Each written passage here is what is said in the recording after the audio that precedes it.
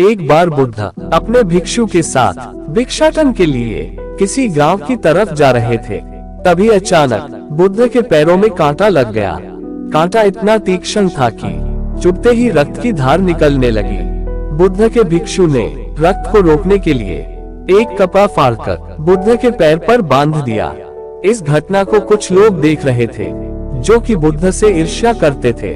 उन्होंने बुद्ध से कहा कि हम तो तुम्हें परम ज्ञानी समझते थे, लेकिन दर्द को तुम भी सहन नहीं कर सकते हो। तुम पाखंडी हो और ये हमने सिद्ध कर दिया है। ये कांटे हमने ही बिछाए हैं। इस गांव में तुम्हारा स्वागत नहीं, तिरस्कार होगा। इस गांव में तुमको कोई भिक्षा नहीं मिलेगी। बुद्ध ने उन लोगों से अनुरोध किया कि कृपा करके मुझे इस गांव से भिक्षा लेने दो। बुद्ध के ईर्ष्यालुओं ने बुद्ध का उपहास बनाते हुए कहा कि अगर तुम्हें भिक्षाटन के लिए इस गांव में आना है तो तुम्हें अपने रक्त की बलिदानी देनी होगी। तुमको इस कांटों के रास्ते से गुजरना होगा। भगवान बुद्ध ने उनकी चुनौती को स्वीकार कर लिया और कांटों के रास्ते पर चलने के लिए अपने कदम बढ़ाने लगे। बुद्ध मुस्कुराते हुए कांटों पर चलने लगे। बुद्ध के साहस को देखकर गांव वाले चकित रह गए।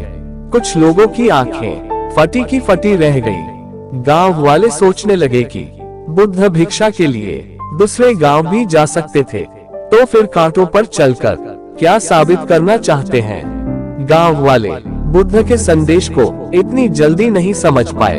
यहाँ पर बात भिक्षा की नहीं बल्कि जीवन को बदलने की थी।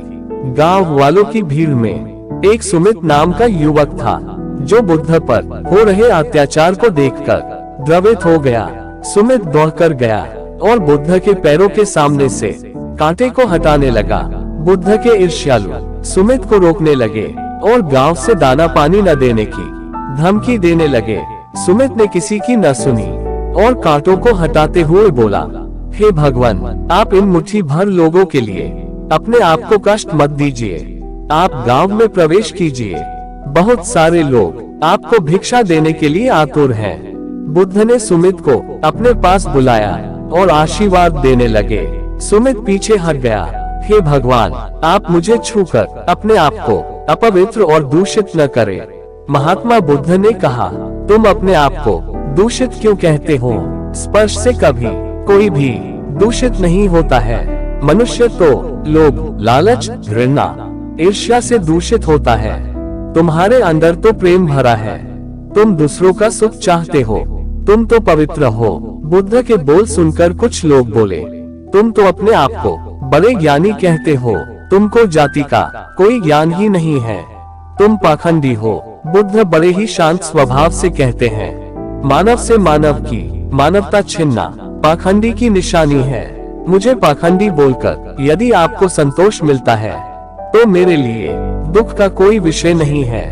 कुछ लोग बुद्ध पर बरस पड़े, परंतु ये तो धर्मशास्त्र है, फिर यह पाखंड कैसे हुआ? बुद्ध कहते हैं, हमारी उत्पत्ति इस सृष्टि में हुई है। नदियों का पानी सभी की समान रूप से प्यास बुझाता है। खुले जंगलों की हवा भी भेदभाव नहीं करती है। खुला आसमान हमारे पिता के समान हमारी परवरिश करता है।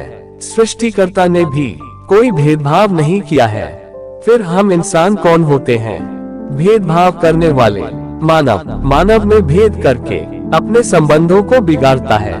बुद्ध के वचन के बाद कुछ लोग कहते हैं, अगर आप इतना ही कहते हैं तो सुमित को अपना भिक्षु क्यों नहीं बना लेते हैं?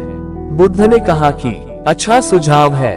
अगर सुमित तुम चाहते हो तो तुम मेरा भिक्षु बन सकते हो।